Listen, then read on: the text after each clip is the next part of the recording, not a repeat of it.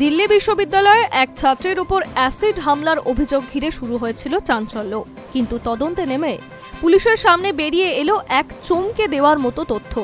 জানা গিয়েছে পুরো ঘটনাটাই সাজানো একটা নাটক। ওই ছাত্রী নিজেই টয়লেট ক্লিনার ঢেলেছিলেন নিজের হাতে, আর নেপথ্যে ছিলেন তারই বাবা। শেষ পর্যন্ত সেই বাবাকেই গ্রেফতার করেছে দিল্লি পুলিশ। সূত্রের খবর, অভিযুক্ত বাবার বিরুদ্ধে যৌন হেনস্থা ও ব্ল্যাকমেলের অভিযোগ তুলেছিলেন অন্য এক মহিলা, যিনি সেই ব্যক্তির কারখানায় কাজ করতেন। ওই মহিলা আবার তাদের অভিযুক্ত করার নাটকের মূল কারণ বলে জানিয়েছেন পুলিশকে। ঘটনাটি ঘটে রবিবার দিল্লির লক্ষ্মীবাঈ কলেজের বাইরে। দিল্লি বিশ্ববিদ্যালয়ের স্কুল অফ ওপেন লার্নিং এর ওই ছাত্রী অভিযোগ করেছিলেন প্রতিবেশী যুবক ও তার দুই বন্ধু ঈশান ও আরমানের নামও জানিয়েছিলেন পুলিশকে।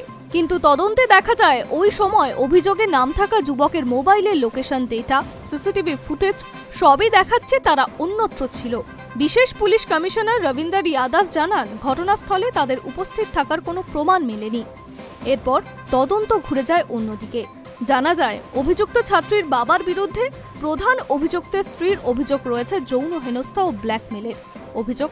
2021 থেকে 2024 সালের মধ্যে মহিলা ওই ব্যক্তির মোজার কারখানায় কাজ করতেন।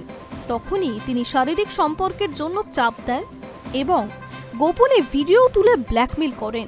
অন্যদিকে ছাত্রীর অভিযোগে নাম থাকা ঈশান ও আরবানের অবস্থান ছিল দিল্লির বাইরে, তারা আগ্রায় ছিলেন, জানিয়েছে পুলিশ। পুলিশ সূত্রে জানা গিয়েছে এরা ছাত্রীর আত্মীয়।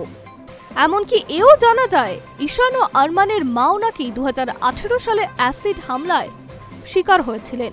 অভিযোগ, সেই হামলার নেপথ্যে ছিলেন ছাত্রীর পরিবারই। দুই পরিবারের মধ্যে দীর্ঘদিনের সম্পত্তির বিবাদ আদালতে চলছে। দিল্লি কাণ্ডে হস্তক্ষেপ করেছে জাতীয় মহিলা কমিশন। তারা দিল্লি পুলিশকে দ্রুত অভিযুক্তদের গ্রেফতারের নির্দেশ দিয়েছে এবং আক্রান্ত ছাত্রীকে যথাযথ চিকিৎসা ও ক্ষতিপূরণ দেওয়ার দাবিও জানিয়েছে। মহিলা কমিশনের বক্তব্য, অ্যাসিড হামলা নারীদের বিরুদ্ধে সবচেয়ে নৃশংস অপরাধগুলির মধ্যে একটি। এমন ঘটনায় কোনো ছাড় দেওয়া উচিত নয়। অপরাধীদের কড়া শাস্তি দিতে হবে। Hi news network.